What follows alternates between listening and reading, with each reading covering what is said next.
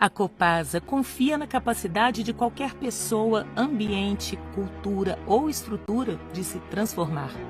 Se essa não fosse nossa razão de existir, nada do que fazemos teria sentido, a começar pelo nosso negócio.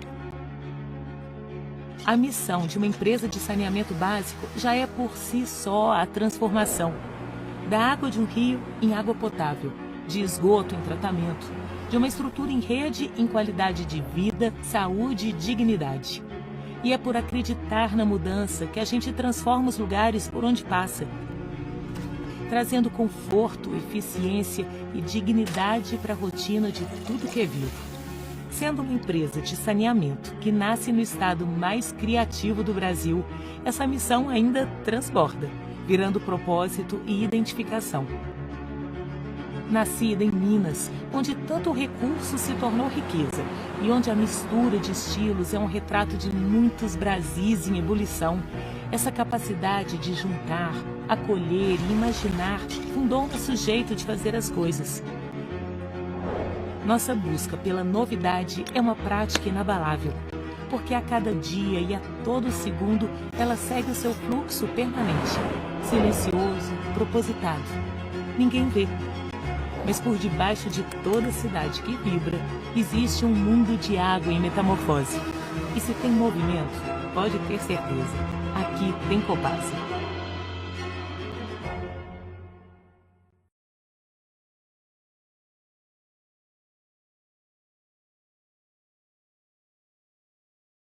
Boa noite a todos, a todas.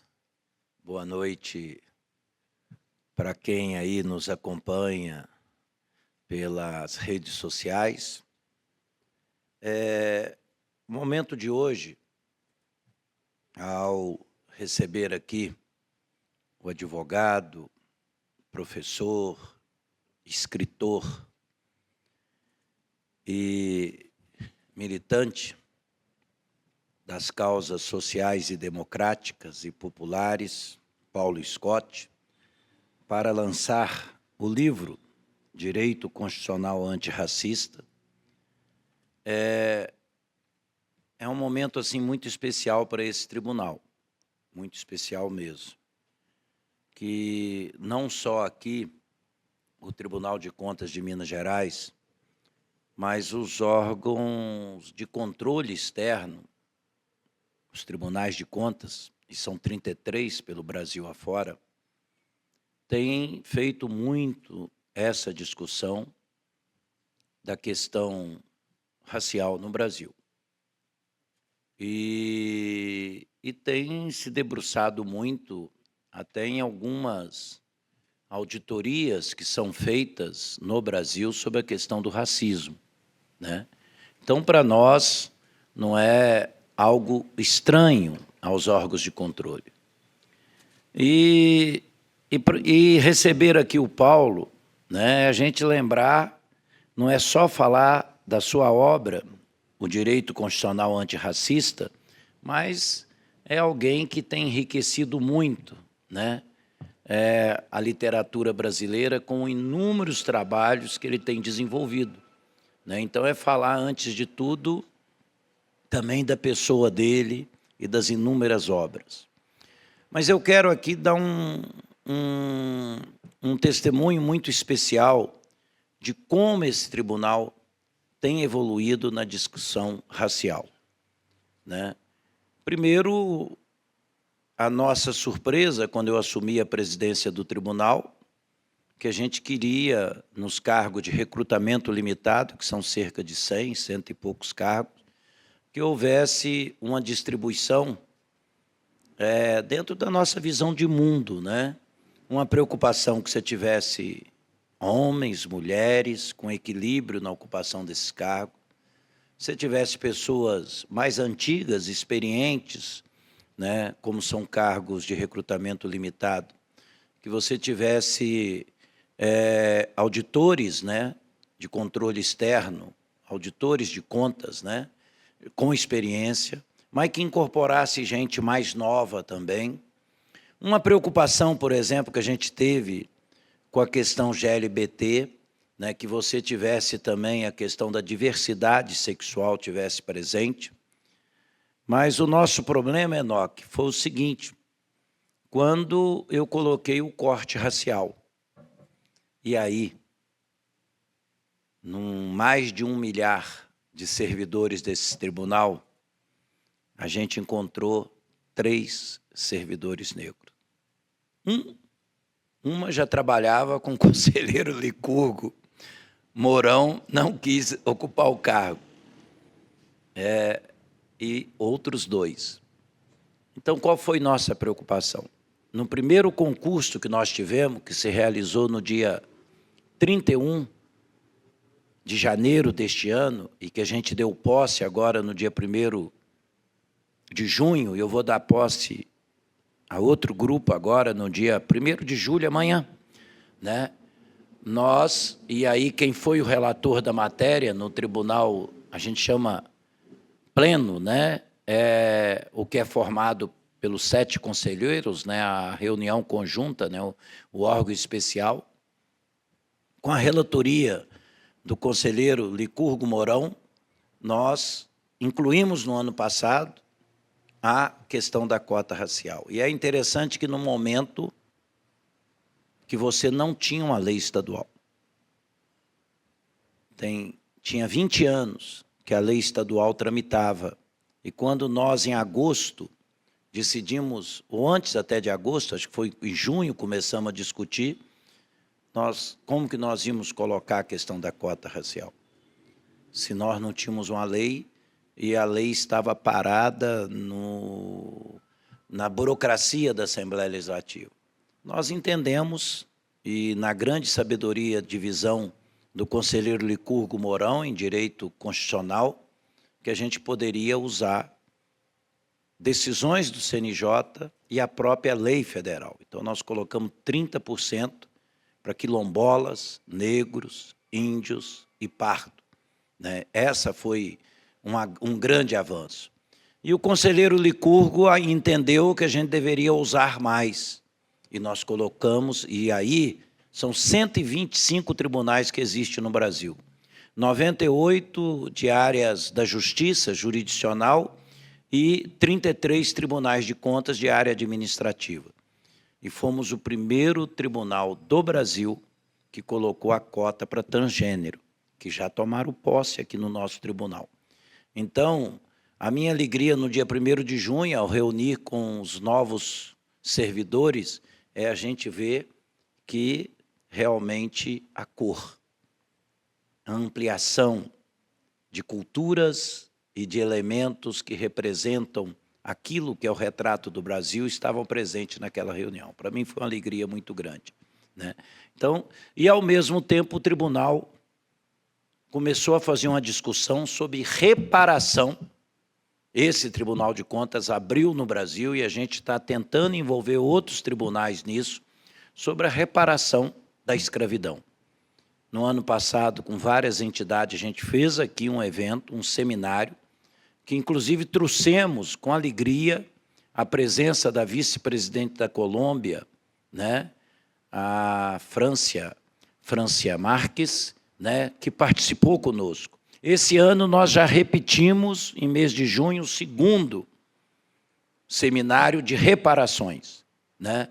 E veio uma assessora da França, veio também representante dos Estados Unidos, de África, de outros países. Então, porque nós entendemos que os tribunais de contas no Brasil podem assumir uma linha de frente nessa questão da reparação, né? Então, para nós,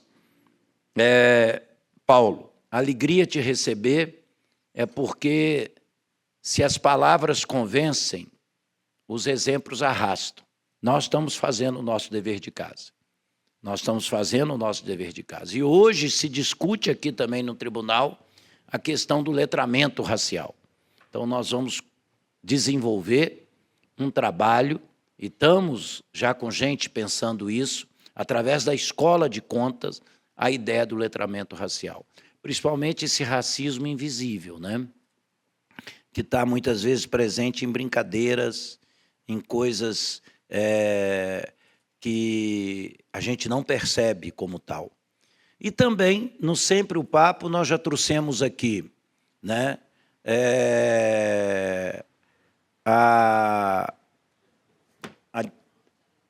trouxemos aqui a Ana Maria Gonçalves, já trouxemos aqui a Conceição Evaristo, já trouxemos aqui na última o Renato, né? E no dia 13 de julho, nós estamos aqui com a Djamila Ribeiro. Então, é outro momento da discussão. E o Afonso hoje me disse que nós vamos ter também, de novo, a Conceição Evaristo com a Eliane, Dantas, que o último livro dele. Só falta o Afonso marcar o dia da Carla, tá? Eu estou achando que é o Zinho que está proibindo que o Afonso marque. O Zinho, não fica amarrando, não. Libere a agenda. Senão, eu vou reclamar com o seu filho lá, sabe? Então...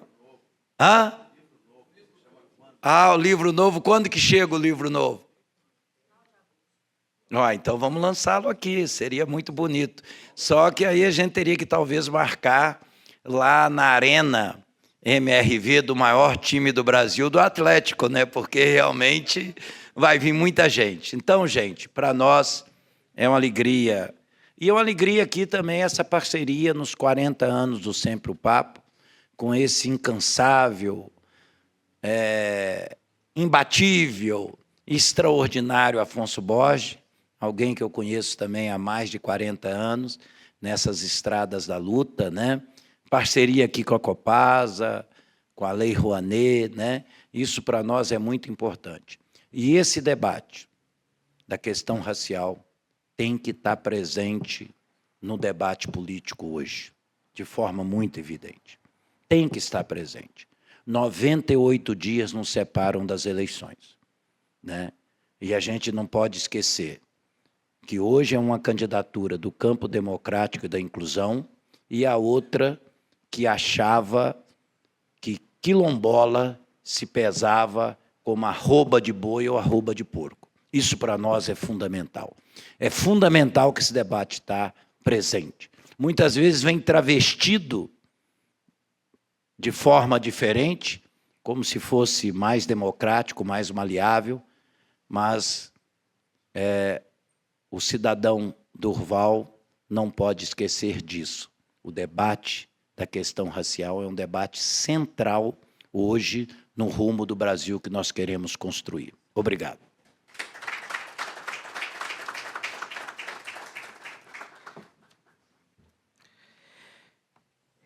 Registramos ainda a presença do conselheiro Licurgo Mourão, Raquel Campos, assessoria diretoria geral, representando também o TRF6, Faloneide Oliveira, o senhor Antônio Enoque Neto, e justificamos a ausência do coordenador do Núcleo de Cultura, João Batista Miguel. Dando continuidade à programação do Sempre um Papo, convidamos ao palco para dar início à conversa sobre a obra Direito Constitucional Antirracista, Sabrina Braga, servidora do TSE, doutoranda em Direito pela UFMG,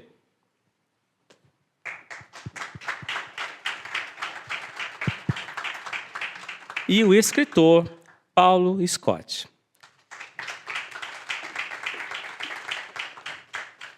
Paulo Scott é graduado pela Faculdade de Direito da Pontifícia Universidade Católica do Rio Grande do Sul, mestre em Direito Público pela Universidade Federal do Rio Grande do Sul e doutor em Psicologia pela Universidade Federal Fluminense. Informamos ainda que, ao final do encontro, haverá a sessão de autógrafos no palco. O acesso será pela escada localizada à direita do público. Com vocês, mais um Sempre um Papo.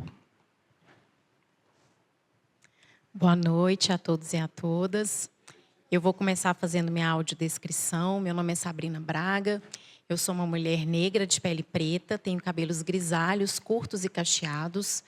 Estou usando uma calça cor-de-rosa, uma camisa com estampa rosa, laranja, lilás, brincos dourados e um óculos no formato oval em acetato na cor marrom.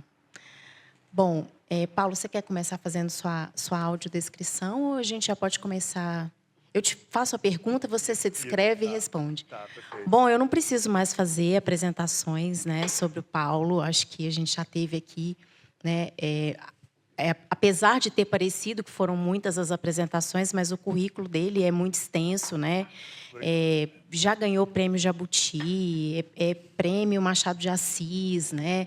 Ele gosta de ser apresentado como escritor e como professor, né? Que acho que são as duas coisas que te movem, né, Paulo? Sim. Então, eu vou dispensar essa parte, né, que já foi muito bem feita anteriormente. Paulo, eu assisti vários vídeos, né, sobre você, com você falando dos seus livros, da sua obra, né, falando que quando você chegou na faculdade de Direito, você não curtiu muito, né? Eu acho que tem muita gente que, para mim, pelo menos, foi um pouco diferente. Eu entrei na faculdade de Direito muito animada e saí meio desanimada. E você já entrou ciente da realidade, né? Mas aí eu ouvi, numa dessas suas conversas aí, né? Eu vi seu vídeo lá na Flip, com a Eliana Alves Cruz, né? E aí você falou uma coisa que me marcou muito, que eu quis parar o vídeo para anotar, que você disse: eu não estou preocupado em resolver o país. Eu não estou preocupado em colocar o meu livro como uma arma em uma luta que vai fazer um país melhor. Você disse isso em relação aos seus livros literários. Mas você traz para a gente essa obra aqui, que não tem como dizer que não vai ser uma arma para fazer um país melhor. Quando você escreveu o direito constitucional antirracista, você tinha a pretensão de sair desse lugar da não preocupação em fazer uma arma para o Brasil melhor, ou você sabia que você estava escrevendo uma arma para fazer um Brasil melhor? Pelo menos para pessoas negras e indígenas. Obrigado, minha cara Sabrina, pela generosidade de fazer essa mediação. Bom, tem a autodescrição, né? Eu sou um homem negro, de pele clara, no Brasil, com passabilidade por branco, porque o Brasil tem os seus critérios, né, de classificação, diferente dos critérios, por exemplo, dizendo da Dinamarca à Alemanha. 1,82 m, estou usando terno, uma camisa social listrada, calça jeans, tênis pretos e tenho uma barba e cabelos ralos. Obrigado pelo convite, Afonso Borges, caríssimo Durval, pela acolhida. Obrigado, Tribunal de Contas do Estado de Minas Gerais. Novamente, obrigado, Sabrina. Obrigado, minha caríssima, que está fazendo a tradução em Libras. Seu nome? Flávia, muito obrigado, Obrigada, Flávia. Obrigado a queridas amigas escritoras, escritores que estão aqui. Estou muito honrado com a companhia de vocês, a presença de vocês. E membros do Tribunal de Contas, muito obrigado pela presença de vocês, pela acolhida. E pessoas que são do público estão aqui para a gente conversar um pouco sobre isso. Essa pergunta, ela nunca foi feita. E realmente é uma ótima pergunta. Eu costumo dizer que meus livros eles são lidos como romances políticos, e tanto o Habitante Real quanto o Marrom e Amarelo são considerados marcos na literatura brasileira, né? O Marrom, o Habitante, por trazer a tragédia indígena, numa época que não se falava de indígenas.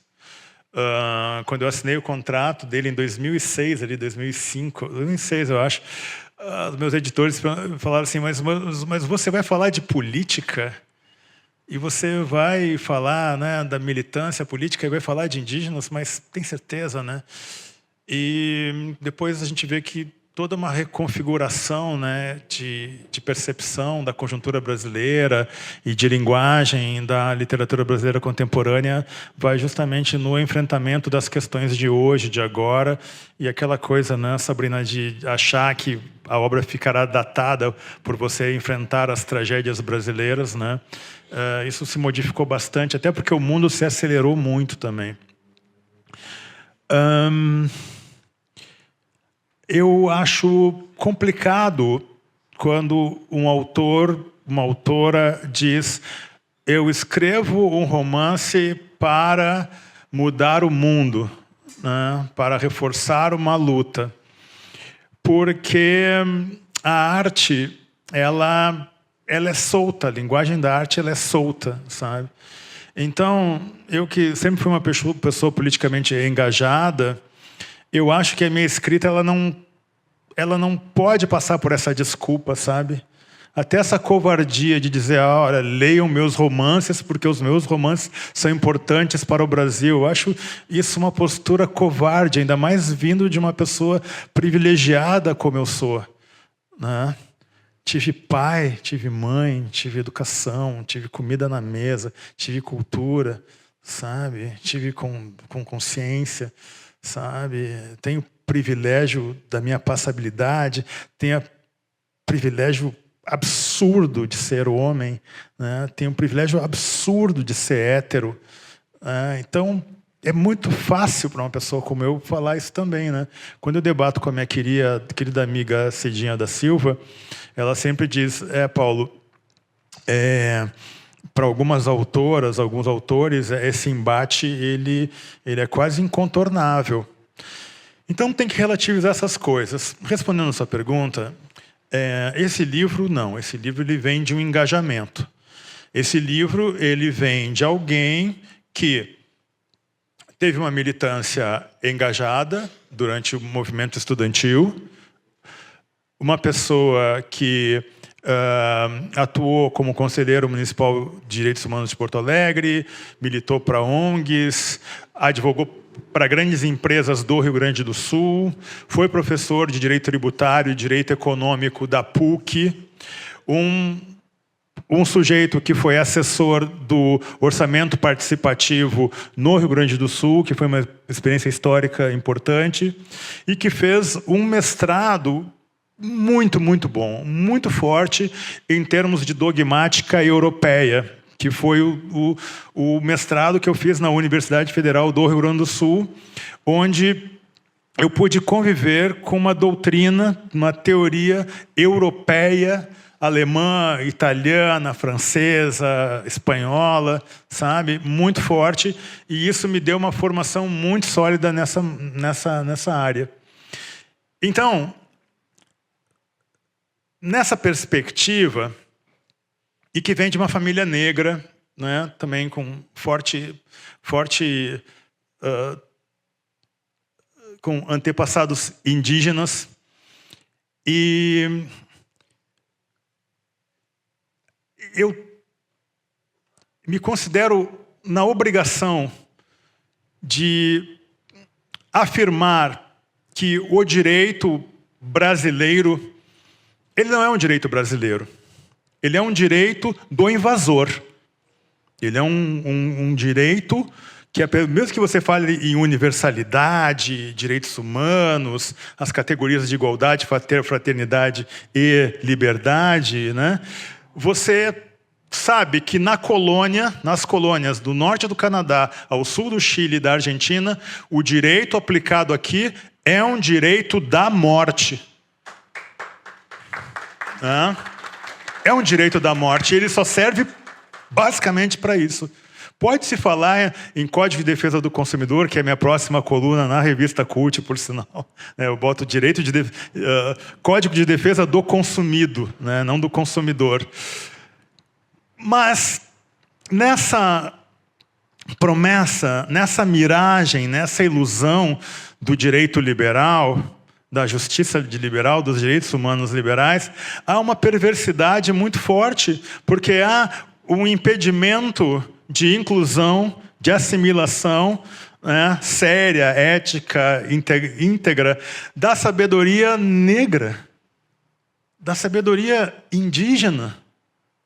Uma coisa que eu aprendi no meu mestrado na Universidade Federal do Rio Grande do Sul é que os grandes juristas germânicos, os grandes juristas franceses, italiano, inglês, etc., eles não hesitam em se referenciar na poesia que construiu a sua civilização ali, sabe? Da tribo europeia, da comunidade do feudo ali, sabe? Né? Porque você olha para a Espanha, você vê vários países na Espanha. Olha para a Itália, a mesma coisa, né? A Europa ainda é essa coisa que não colou plenamente, né?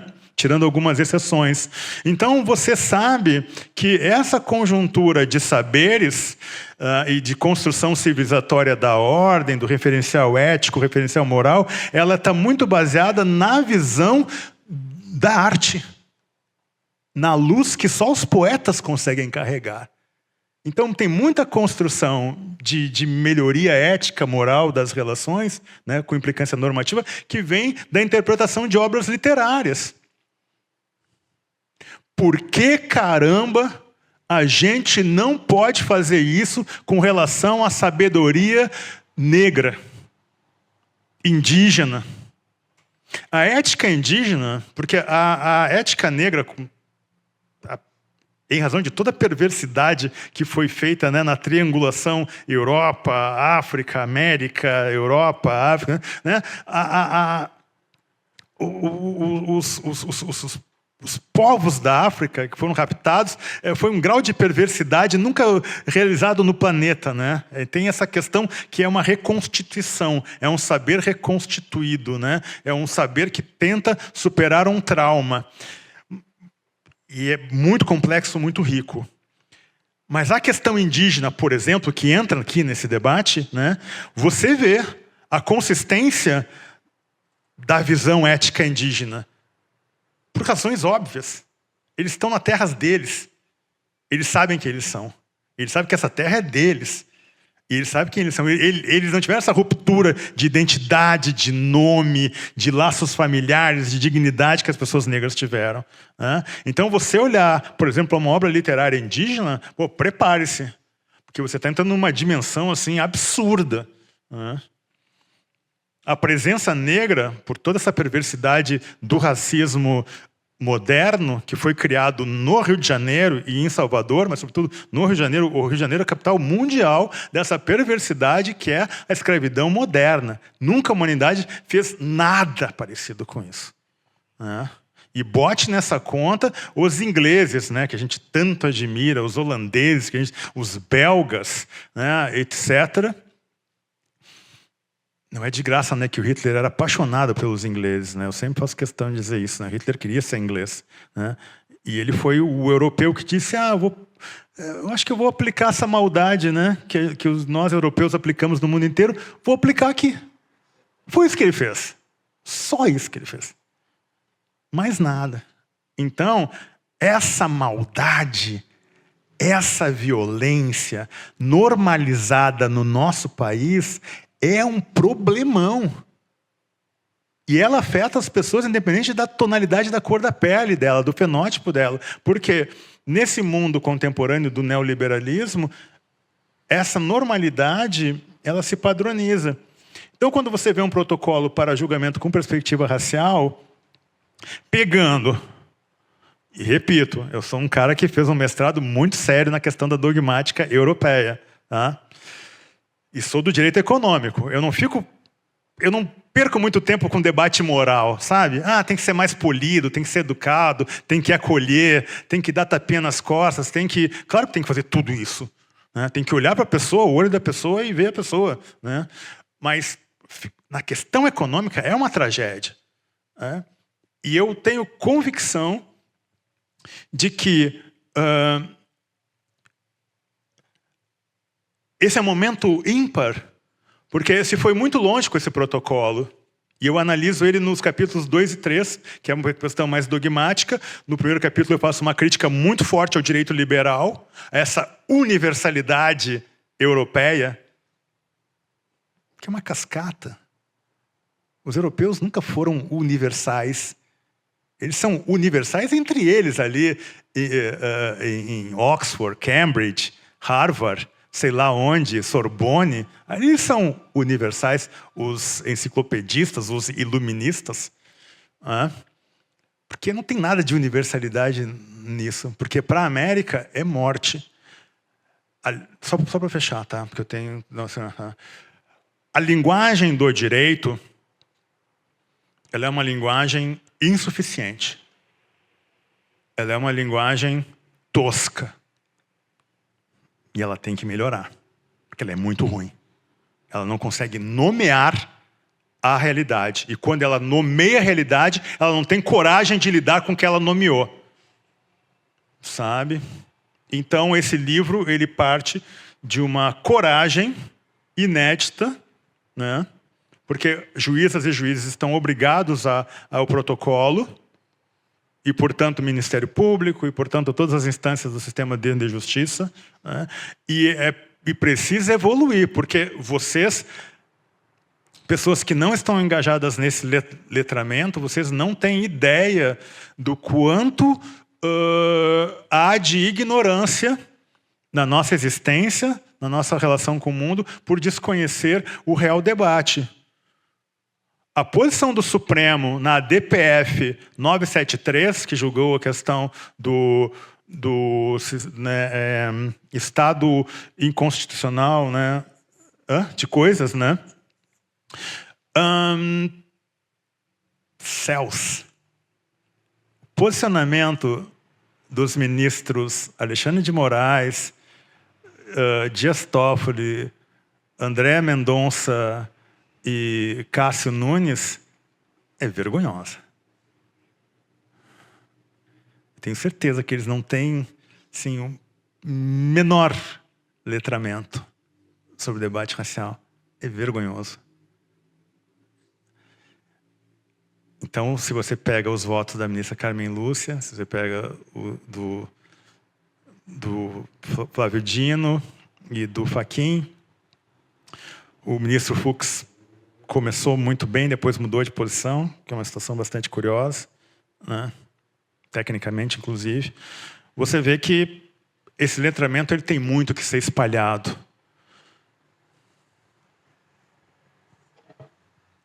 Paulo, obrigada pela sua resposta. E você começou a falar aí de linguagem, e você começa o livro falando tudo é linguagem, né? E sobre essa linguagem aí horrível do direito, eu como operadora do direito só posso concordar com você. Quando a gente fala, né, do protocolo de julgamento com perspectiva racial, e lembrando que a gente também tem um protocolo de julgamento com perspectiva de gênero, né, que já vincula também magistrados e magistrados. Eu gosto de lembrar, quando eu converso com minhas colegas e meus colegas do sistema de justiça, que esse protocolo ele também é para quem está na ponta, né? Porque talvez a ponta, o balcão, né, o guichê da zona eleitoral, o balcão do fórum, né, é aquele primeiro espaço que pode ou não ser um espaço de violação de direitos humanos, né? E eu acho que ali vai começar também pela linguagem, né? Eu queria que você falasse um pouco sobre isso, sabe? Assim, sobre esse protocolo ser, sim, para magistradas e magistrados, mas não ser só para esse grupo de pessoas, né? E principalmente sobre a linguagem, né? O que a gente pode fazer? E eu gosto de chamar a atenção, Paulo, não sei se você vai concordar, para o fato de que o protocolo ele não está aqui para pedir empatia de ninguém. O protocolo é um compromisso do sistema de justiça, né? E todas as pessoas que estão vinculadas ao sistema de justiça têm um compromisso funcional e institucional de cumprir o protocolo, né? Eu queria que você falasse um pouco sobre isso, do protocolo sair ali do espaço do gabinete, né? E dele ser também um protocolo sobre a linguagem, porque a linguagem ela é racista. É o olhar, é a palavra, né? É o racismo recreativo, né? Que o Adilson José Moreira fala tão bem. Eu queria que você falasse um pouco sobre isso também. Nós temos uma simplicidade na redação do protocolo que é muito incrível, ela é muito acessível e ela é muito atual. Nesse livro aqui, é claro que eu cito os pensadores, as pensadoras europeus e europeias que foram importantes para mim, enfim, não tem como descartar, são pessoas importantes e eu cheguei até aqui muito por causa delas, sabe? Como também há muitos pensadores e pensadoras brasileiros, vamos dizer, entre aspas, né, brancos, né, que estão citados aqui. Mas eu tenho uma preocupação muito forte de pegar obras de 2020 para cá, sabe? Majoritariamente obras indígenas e negras e, sobretudo, de autoras, né, de autoria feminina. Porque é impressionante a capacidade, né, o olhar feminino, ele consegue, e essa pergunta também agradeço demais, porque você vê esse protocolo, ele já chega, né, ocupando seu espaço, porque o protocolo para julgamento com perspectiva de gênero abriu espaço.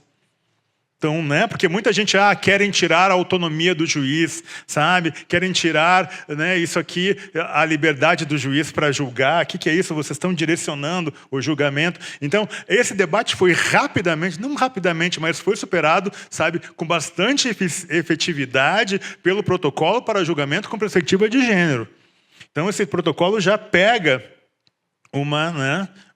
mas como diz o seu Jorge, a questão de gênero no Brasil é uma tragédia e a violência contra a mulher é uma normalidade absurda, mas a questão racial ela está numa questão mais séria, né? E eu até complementaria o que o seu Jorge disse, né? Falando aqui alguém que é do direito econômico, eu lhes diria assim, se você tirar a lógica escravagista do Brasil, o sistema, a ordem econômica brasileira, ela desmancha no ar, ela derrete. No mesmo instante, tira o racismo, acaba o Brasil.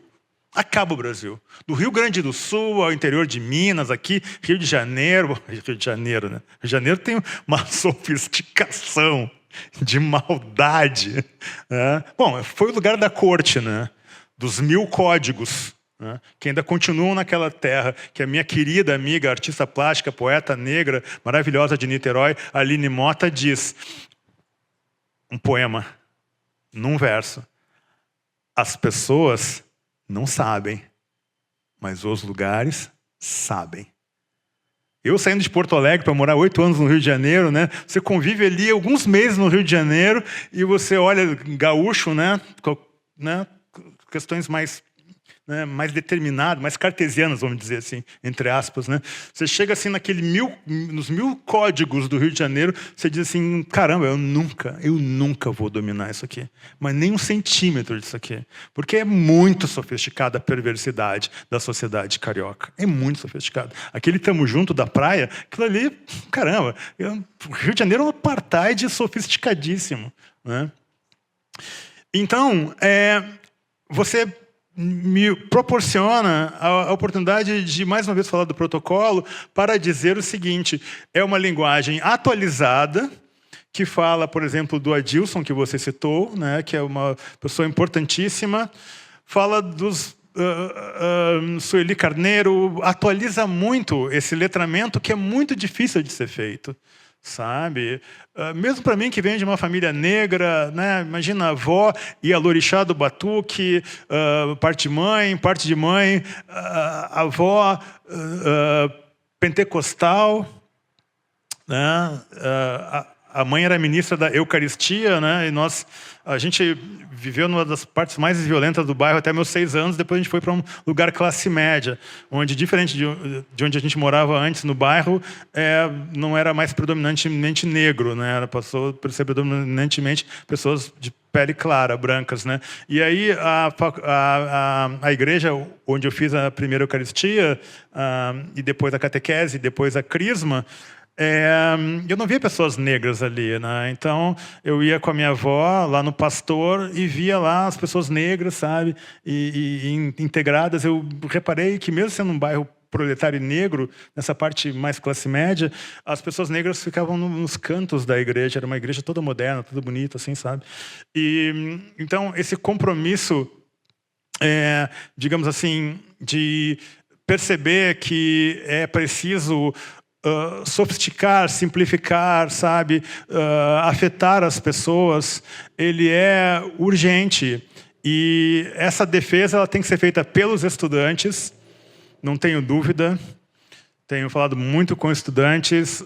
Acho que as advogadas e os advogados têm um papel importantíssimo nisso, né?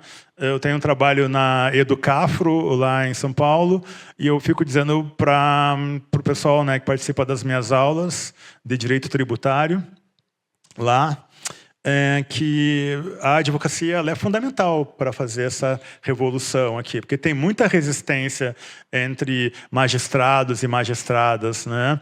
Como o sistema ele é majoritariamente ocupado por pessoas de pele clara, fenótipo branco, você vê que, principalmente lá no Rio Grande do Sul, Santa Catarina, né, que eu tenho pessoas proximidade, você vê decisões implementando o protocolo, né? Quase sempre é uma mulher branca. Né? Tem homens, mas é majoritariamente, né? Como é um sistema dominado por pessoas, né, brancas, você vê que tem uma disputa, tem um enfrentamento. Esse livro é para engajar essas pessoas, mesmo que você diga assim, né, que é cogente, é obrigatório, né, para magistrados e magistrados, você tem uma inclinação, uma janela de convencimento, sabe? E uma coisa que diz o Muniz Sodré, que para mim é o maior pensador brasileiro vivo, né? Homem baiano, filósofo, nos seus 70 e tantos anos luta karatê ainda, né? Para mim o maior pensador brasileiro vivo. Ele diz que a gente precisa incorporar uma perspectiva agonística, né? Em que todos falam. Porque esse silenciamento das pessoas indígenas, das pessoas negras, não é mais possível. E aí eu fico imaginando que as redes sociais e as bolhas, elas nos fizeram recuar várias casas, né?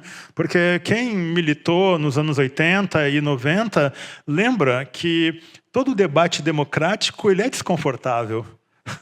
Democracia é desconfortável pra caramba. Dizer a verdade no olho do outro, né? Dizer não está bom, não.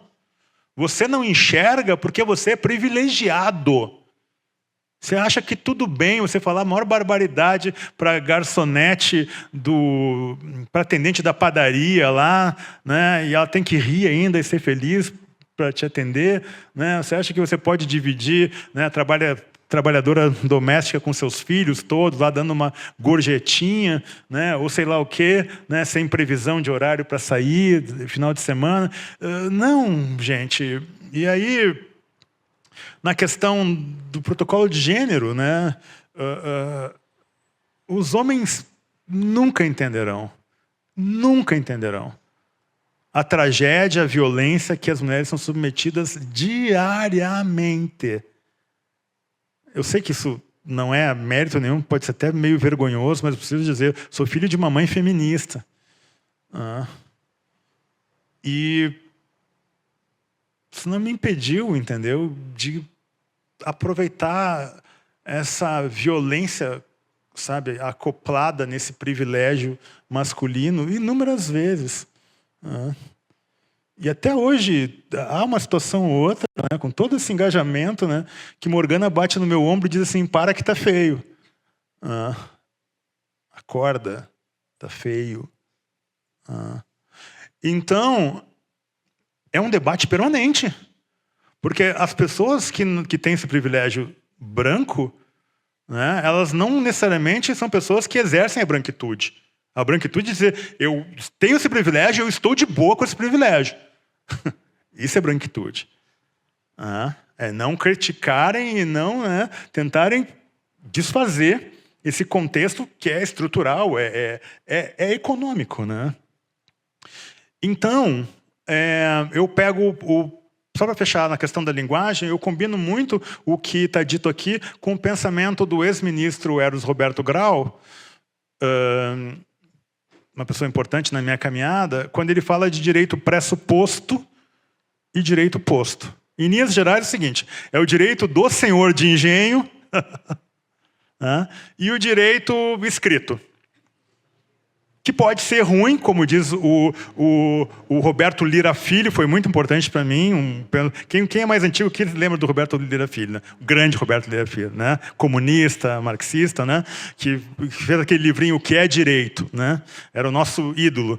Ele dizia, dentro do direito positivo tem o direito que projeta esperança, enfim, futuro, e tem o antidireito, né? Então, o direito positivo ele pode ser ruim ou pode ser bom, né? Então, mas o direito pressuposto, que é o que gere o país, ele é fundamentalmente alicerçado por conveniências econômicas de sobrevivência, gente. O trabalhador ele é submetido permanentemente ao medo. E neste momento em que eu vejo amigas e amigos de classe média, falando classe média bem situado, tá? Gente preta, ou gente branca, ou gente, enfim, tá? Mas de classe média alta, endividados, né? Você vê que o medo, né, ele é uma coisa que deve ser enfrentada nesse contexto, né? E aí você vê o trabalhador nessa reforma trabalhista, né, que a gente teve, né, em 2016, 2017, né? Poxa, isso aí bota as pessoas num contexto de pânico permanente. Quem tem salário bom todo mês não tem ideia do que é você procurar o banco e não conseguir financiamento. Ou estar numa situação que nem conseguir, né, recorre ao agiota e vira aquele... Então, essa situação de brasilização, de desigualdade, é uma marca do nosso país, é uma marca da nossa linguagem, é uma marca da nossa ética da violência invasora, que permanece até hoje no nosso país. Não é de graça, só para fechar, em termos de linguagem, que na economia ocidental, na década de 90, se falava em brasilização. A brasilização de um país é quando a distância entre aquele 0,2%, 0,1%, que é o caso do Brasil, né? Todo mundo aqui é escravo do 0,1% que manda nesse país. O abismo, entendeu? Fica muito grande, sabe? Então, esse termo brasilização do mundo é muito uma marca do Brasil. Desde 1990, o Brasil, desde 1900, início do século XX, o Brasil é campeão de desigualdade no mundo. Então, tem uma coisa, e estar aqui nessa casa, para mim, é um motivo de muita alegria, porque eu digo no último capítulo desse livro, que as coisas se resolvem no curto prazo é no orçamento. Eu tive a oportunidade de participar da experiência do orçamento participativo em Porto Alegre ali. Eu aprendi muito com aquela experiência, sabe? E aí você entende que há um debate permanente que tem que ser feito e tem que incorporar esses compromissos aqui, sabe? E isso pede uma urgência. Sobretudo, minha cara Sabrina, quando você perceber que, quando reconhecemos, né, que somos o país do orçamento secreto. Isso não resolve nada com orçamento secreto. Isso custa vidas, isso custa futuro, isso custa sonhos. Então, eu começaria sempre pela gestão do orçamento, sabe? Então, ter as portas abertas desse Tribunal de Contas, né, para esse tipo de debate, assim, eu considero um privilégio, uma sorte, né? Quando você fala do orçamento secreto, e você falou aí de direito posto e direito pressuposto, o orçamento secreto está muito mais a serviço do direito pressuposto do que o direito posto, né? Aliás, ele só está a serviço do direito pressuposto. Ele é o direito pressuposto, né? Porque você vê essa conveniência, né? Essa admissibilidade de um absurdo desses, né? Essa conveniência, ela vem... aquilo que a juíza Valdete, juíza do trabalho gaúcha, mulher negra, ela fala muito bem no último livro dela, que saiu pela Contracorrente. ela fala muito, né? Ela dá um passo adiante, né? Ela fala o que eu falo aqui, mas ela fala de uma outra perspectiva, assim, mais... ela relaciona muito o direito do trabalho, tá? Mas ela dá um passo em relação ao Eros Grau, né? Ela diz assim, o direito pressuposto ele se mantém porque o senhor de engenho ele irradia o seu poder e você tem que sobreviver, então você tem que negociar, conciliar com ele, entendeu? Senão seus filhos não comem. E não é de graça que no Brasil é uma questão lúcida, uma questão de inteligência, racional, pragmática. Uma pessoa que vem de uma família branca e tem um fenótipo passável, ela vai se dizer branca. Porque se ela se disser negra e engajar-se, ela vai ter menos espaço nessa cadeia de conveniências, entendeu? Em torno do senhor de engenho. Sabe? Então... de fato, né? Eu acho, quando você fala, né, sobre o fato do Brasil, eu vou ler aqui, que eu copiei o trecho que você disse. Se tirar o racismo do projeto civilizatório brasileiro, do qual o direito é parte essencial, o Brasil desmancha. Não tem Brasil sem racismo.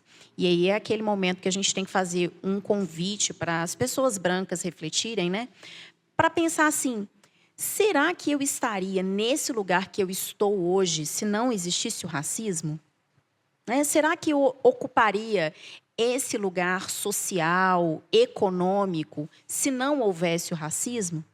Eu acho que é uma pergunta que a gente tem que fazer, porque o racismo alijou pessoas negras dos espaços, né? E esses espaços foram ocupados pelas pessoas que detinham o poder ou que detinham o privilégio simbólico de serem lidas como brancas no Brasil, né? Então, acho que é uma pergunta importante a ser feita, né, para a gente pensar, porque não adianta só a gente ter um protocolo, não adianta só a gente se dizer antirracista, né? Se dizer antirracista tem muito a ver também com reconhecer privilégios. Mas eu queria... mudar um pouquinho o rumo da nossa prosa, né? Como diz o povo de Minas.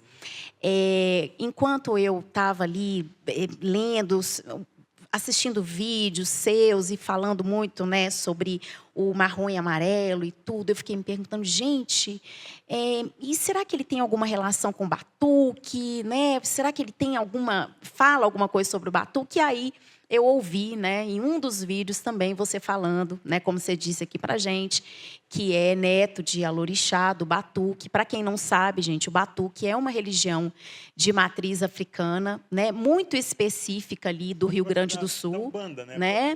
Isso, a gente ouve muito falar de Umbanda, Candomblé, né, e eventualmente a gente pode não saber muito sobre o batuque.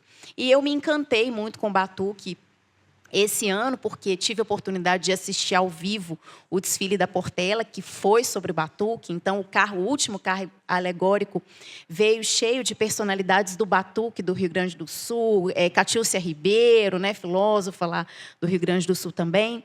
E aí, falando um pouco, então, sobre essa questão da religião, né, a gente chega nessa expressão que o racismo religioso. Tem uma parte aí do direito, né, que diz, não, a gente não tem que falar de racismo religioso, a gente tem que falar só de intolerância religiosa, não é sobre raça. Se a gente ficar pautando isso aqui sobre raça, talvez a gente esteja aí generalizando demais, né, e até atrapalhando o debate em relação ao racismo. Eu queria saber o que você pensa sobre isso. Se você acha que existe o racismo religioso ou que a gente não devia falar sobre racismo religioso e focar só na intolerância. Você acha que a raça, né, é um fator que causa essa violência que as religiões de matriz africana sempre sofreram e continuam sofrendo mesmo no estado que se diz laico como o Brasil? Essa pergunta nunca foi feita também para mim. Muito obrigado, Sabrina. Mesmo. Perguntas incríveis.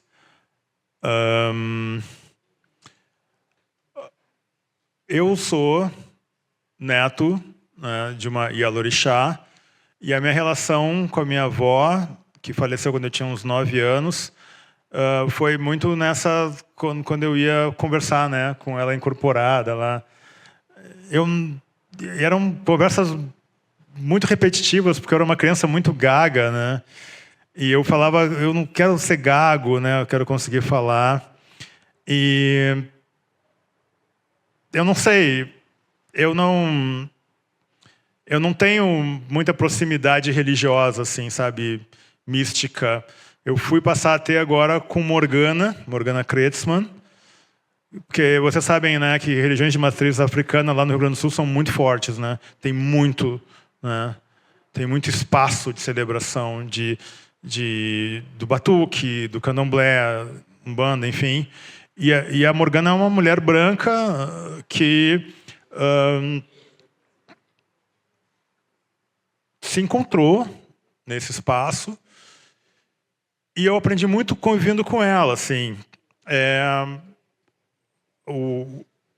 A força de um terreiro, a sabedoria e o tempo de um terreiro é um negócio assustador, sabe? Para qualquer dicção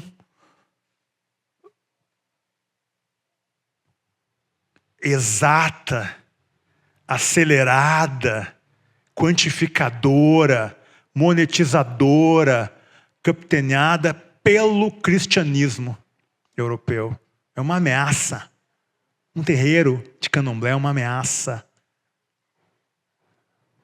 para essa maneira, para essa catequese, para essa velocidade, sabe? Para esse relógio, sabe? Então, o envolvimento que a gente traz é ameaçador nesse nível, mas ele é ameaçador porque ele está relacionado a uma presença indesejada. A República Brasileira, e vocês mineiros sabem mais do que os gaúchos, vocês sabem que a República Brasileira foi fundada sob o compromisso de eliminar pessoas negras. A República Brasileira foi fundada nesse compromisso. A partir de hoje, vocês não têm moradia, vocês não têm trabalho, vocês não têm saúde, vocês não têm educação. Essa é a República Brasileira, fundada sobre esse compromisso. Foi Getúlio Vargas, nos seus equívocos lá, né, sobre a questão da mestiçagem como uma riqueza, que é uma coisa de fato especial e bonita, né? Essa questão da miscigenação brasileira. Tem o seu lado, né? Mas culturalmente também tem seus problemas. Ele pega e diz, pessoas negras, vocês podem entrar na escola. Foi Getúlio Vargas que fez isso. Ninguém fez isso antes. Da maneira como ele fez. 1930. Sério? Sabe? Que essa realidade de história não merece reparação? Sério? Então, essa presença, ela é indesejada como uma presença indígena. Ela é perturbadora também, se você vai conviver. Então, as pessoas, esse desconforto da ponte com o outro, para usar um pensador branco, né? Enfim, não tão branco assim, mas um cara que muito importante para mim, judeu, né? O Emmanuel Levinas, né? A ética está no olho do outro, sabe? Você tem que encarar o olho do outro. E é difícil, às vezes é difícil encarar o rosto de um filho, que é a pessoa que você mais ama. Imagina um outro desconhecido com cultura, fenótipo, língua, né? Tradição diferente, né? Mas esse caminho tem de ser feito, né? Tudo que é o contrário que as redes sociais nos induzem, né? Feito gados para sermos, né? Então, eu acho que toda a linguagem na América, ela passa pelo racismo. Toda. É muito fácil falar de nazista se você não conhece a história estadunidense. É muito fácil. O eugenismo estadunidense, em inglês. Sério. Hollywood é uma máquina de espalhar visão racista. E nós brasileiros, né, que a América Latina inteira faz chacota de nós, né? Porque essa adoração pelos Estados Unidos que nós brasileiros temos é uma coisa a ser estudada, né? Porque os outros da América Latina não são tão apaixonados pelos Estados Unidos, né? Eles sabem que Hollywood, né, é essa máquina de espalhar o racismo que é deslocado de Oxford e Cambridge, na Inglaterra, para as top, né? Enfim, desculpa, não ficar. É deslocado da Inglaterra para os Estados Unidos, depois da Segunda Guerra. E os Estados Unidos, eles, com essa máquina militar potentíssima, que é Hollywood, eles fazem, né? Eles normalizam no nosso olhar que muçulmano é lixo, que chinês é lixo, né? Que russo é lixo, né? Que africano é lixo, que mexicano é lixo, né? Aquela coisa, um debate. Eu conto sempre essa história, não vou contar aqui, mas resumindo, né? Estava com as pessoas lá, brasileiras nos Estados Unidos, eles fazendo chacota dos mexicanos. Eu falei, amiguinhos, para o olhar desse branco áspero estadunidense, né? Se mexicano está aqui, para eles, brasileiro está aqui. Sabe? Eu não sei de onde o brasileiro tirou, sabe, que a gente é especial para um estadunidense. Não sei de onde veio essa ideia. Sabe? Essa lambe-botas, né, que passa do exército, né, ao agro não sei o que lá. Claro, tem questões estratégicas, né, nessa ficar sob o guarda. Bom, nem vamos a tanto, né? Fiquemos mais na parte mais sofisticada e compreensiva, né? Porque você entende porque, né, você se coloca militarmente sob o poderio do império. Caramba, você está no continente do império. Você não brinca com o império. Você não brinca com a CIA. Você não brinca com a CIA. Você não brinca com o FBI. Você não brinca com esqueci a escola deles lá, militar, entende? Os caras são... West Point, né? E Pentágono. Pô, Pentágono, né? Por favor, né? Não é brinquedo. Não é brinquedo. O império é o império. O império não quer deixar ninguém crescer. E quando você mora na Europa, como eu morei, você entende o quanto o Brasil é ameaçador. O Brasil é uma ameaça.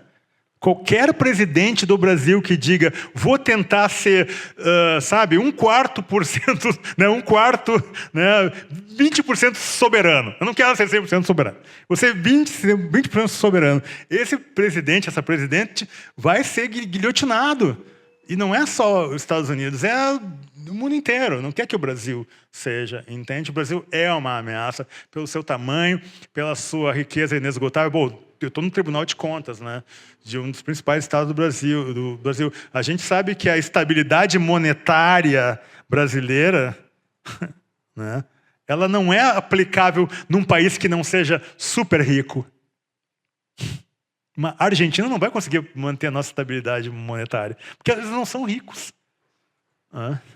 E essa poupança, né, que uma gestão presidencial conseguiu criar para o Brasil, que trouxe autonomia para o Brasil, isso também não é pouca coisa.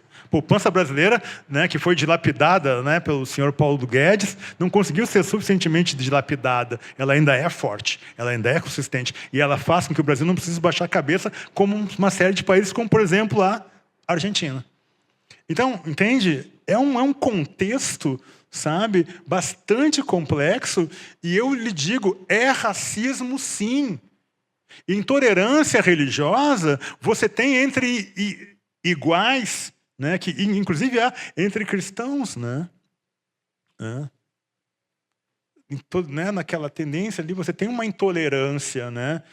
Agora, racismo, sabe, é uma linguagem mais sofisticada. Então, eu concordo com o Dr. Édio Silva Júnior que só há 2 livros no Brasil sobre o protocolo até o momento. Tá? O meu, que é mais doutrinário, mais filosófico, embora eu analise no capítulo 2 e 3 as questões da dogmática positivista, e o dele, que é mais processual. E na nova versão, quando eu lancei esse livro, o livro dele não tinha sido lançado. Eu lancei antes dele. Então, em alguma versão nova, porque esse livro está saindo nos Estados Unidos, pela 5ª maior editora do mundo, a Springer Verlag. E E esse debate super interessa para eles, porque eles sabem, né, que a tecnologia do racismo brasileiro não é para amadores. Né?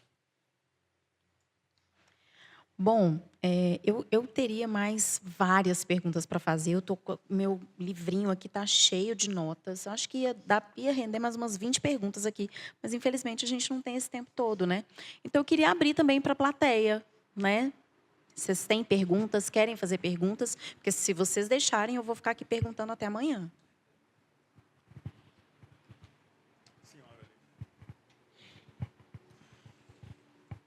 Obrigada.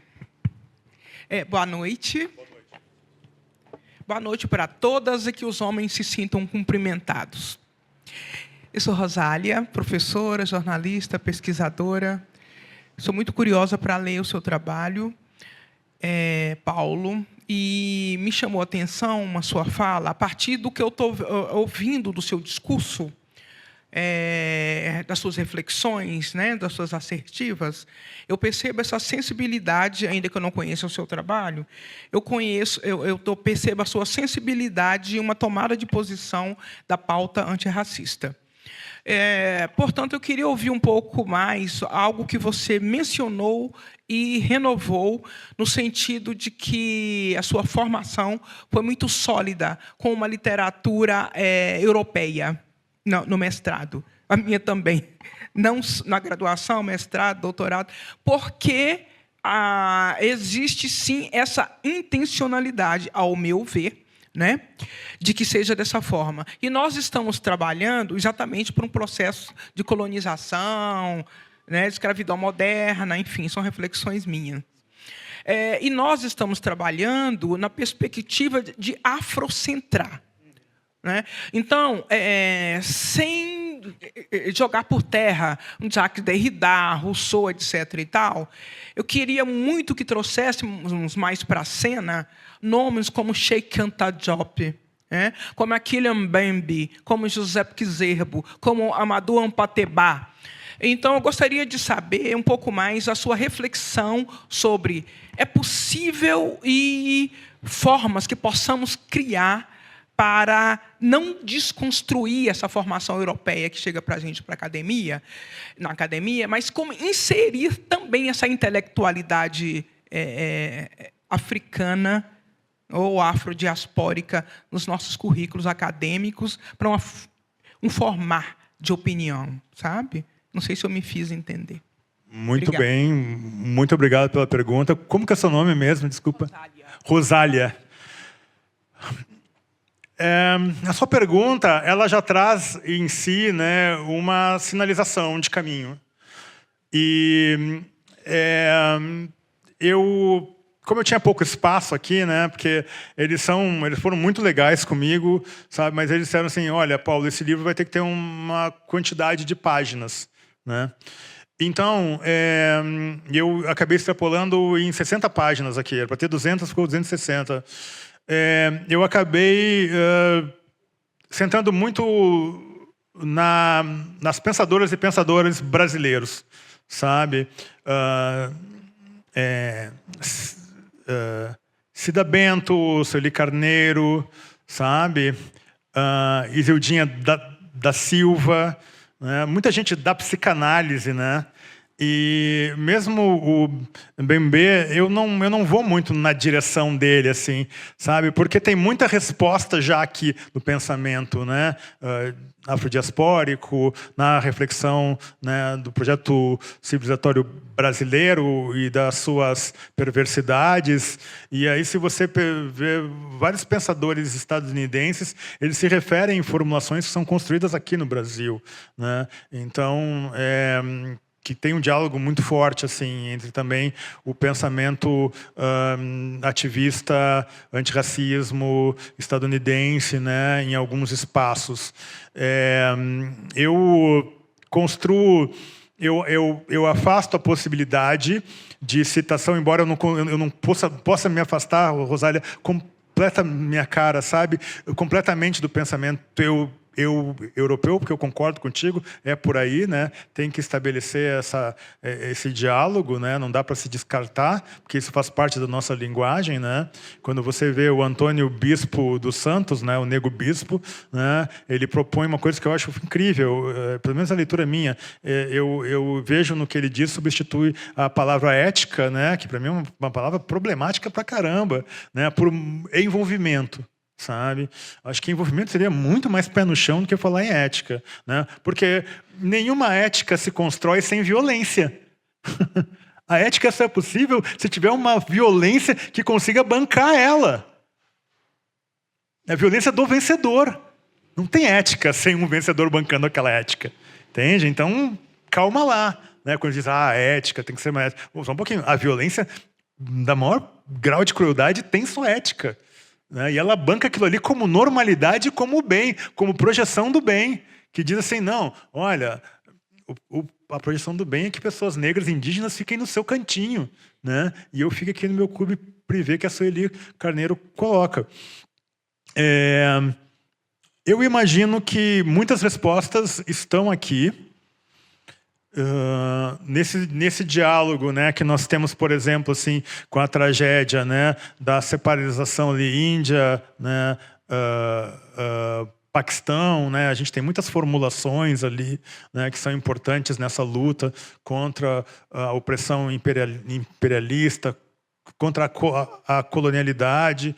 Tem pensamento no continente africano que também já comporta diálogos importantes. As formulações estão aí, elas têm que ser trazidas para o centro da atenção, para o debate público, sabe? E você não faz isso tendo essa muralha que é o judiciário dizendo permanentemente nessa inércia, nesse contínuo, que tudo está bem. Não, tudo não está bem, sabe? E aí a gente passa pela educação, e a gente passa por uma coisa muito simples, né? Retorna-se ao orçamento, né? Que as pessoas que comportam essa sabedoria, que comportem essa maturidade, tenham espaços, né? Tenham condições materiais, né? De ter força mesmo, né? Na sua voz, né? Na sua articulação. Como diz o ministro Sodré, essa dimensão agonística, né? Todas as cartas estão na mesa, todas as perspectivas, o embate ele é franco, né? Ela demanda momentos de contrariedade de convicções, né? O bom da gente poder envelhecer, pelo menos a vida está me oportunizando isso, é que as incertezas vão se aumentando na nossa cabeça, né? Então, eu imagino que pela pergunta que você faz, que você tenha na sua praxis, né, no seu engajamento, né, de cidadã, e você tenha uma compreensão muito sólida de que você tem que deslocar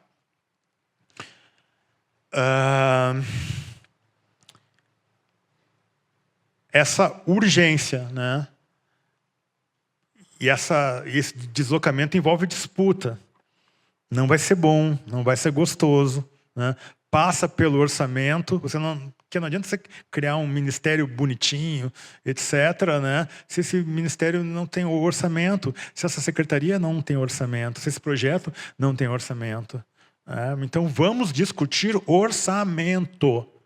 Vamos discutir condições materiais para que mulheres, para que pessoas pobres, para que pessoas indígenas, pessoas negras, não tenham a sua existência constantemente boicotada. Que é isso que acontece no Brasil, né? Então, o espaço acadêmico, com as cotas, ele recebe uma reformulação e ele projeta de uma maneira muito precária, porque esse debate nem começou a ser travado de uma maneira honesta e sincera, né? Com a assimilação da sabedoria negra e indígena. Para cima disso. Você colocou de uma coisa muito interessante que eu acho muito importante para mim, assim, responder a você, e o mais importante é a pergunta do que a resposta, né? Aquilo que o Charles Mills faz no contrato racial dele, né? Dialogando com John Rawls, porque o John Rawls foi muito importante para mim.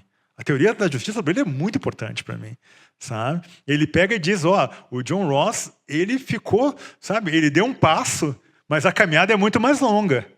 E eu estou mostrando aqui, tanto que eu pego a questão do direito pressuposto, né, que é muito bem construída pelo Eros Roberto Grau, e eu digo, esse pressuposto tem um contrato social racial aqui, contrato racializador, do qual nós não conseguimos nos desvencilhar, porque a chibata continua acontecendo.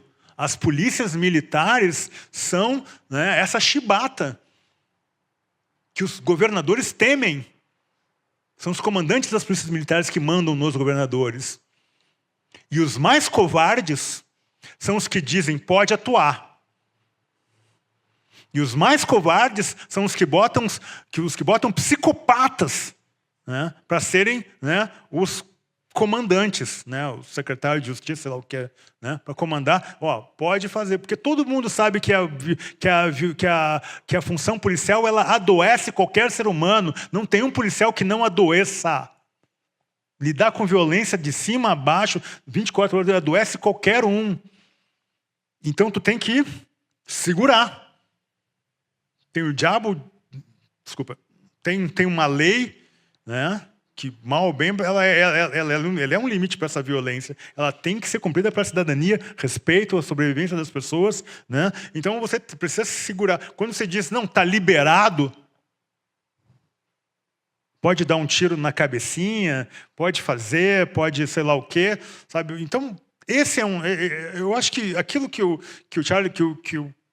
Charles Mills, né, faz ali no contrato racial, no diálogo dele com John Rawls, vai um pouco nessa sua questão, né? Você não descarta, você pega como referência, né? Até porque, né, chegamos até aqui e o nosso amigo, né, Ailton Krenak, ele fala uma coisa que é uma visão dos indígenas, né? Eu fiquei 8 anos convivendo com guaranis do sul do país para escrever O Habitante Irreal, né? Que a protagonista é uma mulher, uma adolescente indígena, né?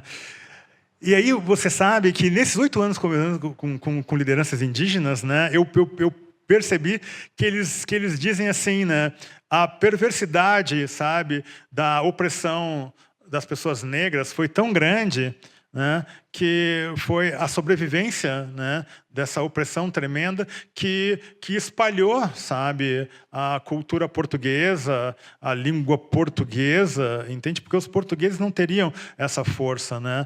Então você vê a perversidade dessa máquina de oprimir, né? E claro que a língua portuguesa aqui no Brasil, ela é super contaminada, né, por termos, enfim, indígenas, né, não só europeus, né, africanos, né, é uma pista de mão dupla, né, mas a gente sabe que em função da estrutura racializadora, racista, essa hierarquia nunca vai se quebrar, né, e isso é a brasilização do mundo, tá?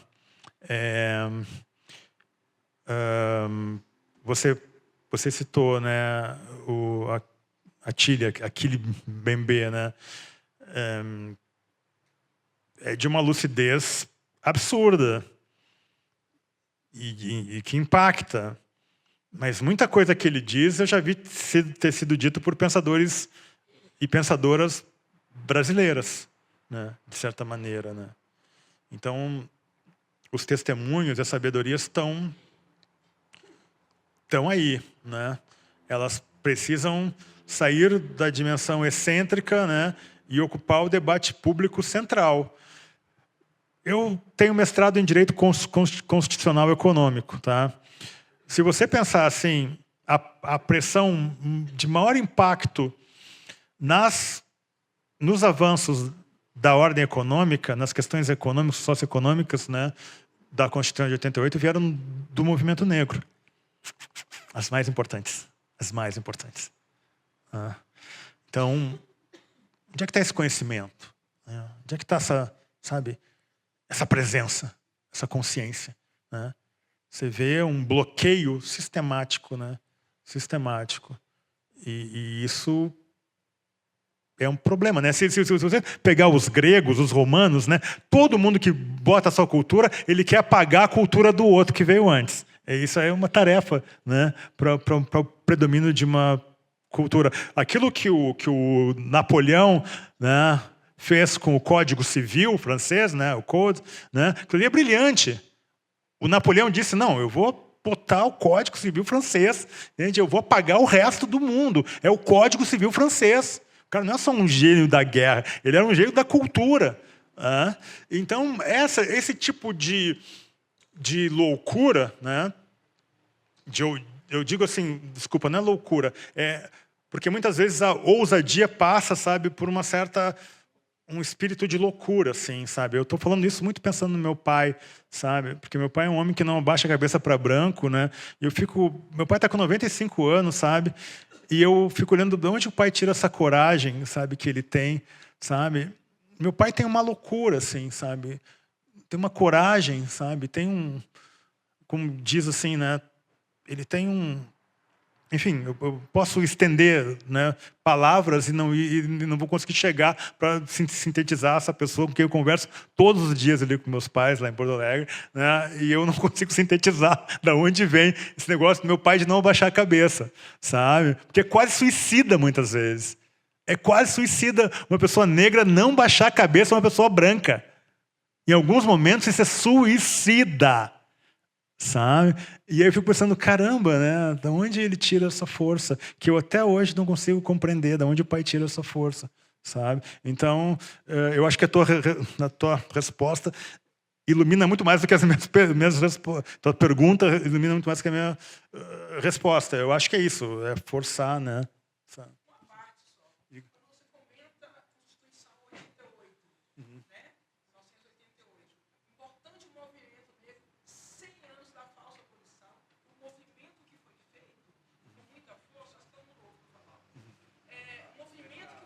Então, nessa Constituição, foi a falsa abolição que completava o tal dos 100 anos. Sabe? Isso é muito importante. Obrigado. Brilhante. A questão da Lei Áurea, bom, basta ler a redação da Lei Áurea, né? E essa questão...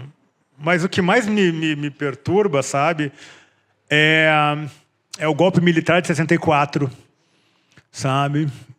Ele conseguiu oprimir uma série de espaços, sabe, e expansão de voz e de presença que o movimento negro tinha conquistado, sabe? O golpe militar, com a história da democracia racial brasileira, sabe? Ele foi extremamente bem-sucedido na sua perversidade, sabe? Dizer, não, aqui é uma democracia racial, né? E ele bancou essa propaganda, né? E é impressionante essa violência, né? Obrigado pela pergunta. Obrigado mesmo. Obrigada pela pergunta e pela colaboração, Rosária, pela sua participação. Bom, gente, vamos ter que, né, infelizmente, continuar essa conversa. Quer dizer, infelizmente não.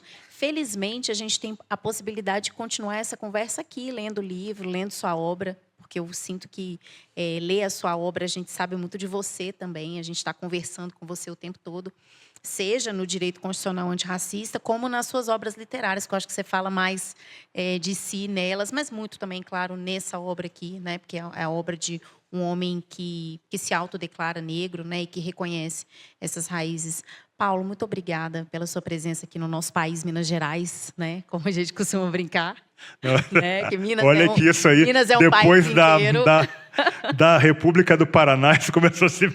Pois é, mas aqui porque Minas Gerais é muito grande. Eu que agradeço o seu carinho, a acolhida de vocês. Eu tinha um bloco inteiro para falar da Lei do Orçamento Público e do Plano Plurianual e da Lei de Diretrizes Orçamentárias a partir da reflexão antirracista.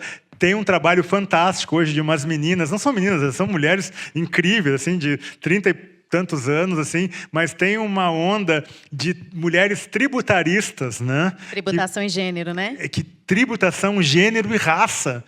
Poxa, é um negócio que eu falei, pô, eu fiz a faculdade toda bancado pelo ódio que eu tenho contra o direito, sabe? Porque essa paixão que eu tenho pelo direito é o ódio que eu tenho contra o direito, né? E eu ficava como professor de tributário, eu ficava dizendo para os meus alunos, esse direito tributário ele pode ser mais. E hoje eu vejo uma geração de mulheres fazendo essa abordagem, né, do direito tributário, questão de gênero e raça. Eu fico assim, caramba, como a vida surpreende a gente, né? O novo sempre traz esperança, né? Olha essas meninas, essas mulheres fazendo essa renovação de linguagem e eu fico assim emocionado, né? E vale a pena apostar, vale a pena continuar. Muito obrigado, Sabrina. Obrigada, Paulo. Obrigada, Tribunal de Contas. Obrigada, sempre um papo.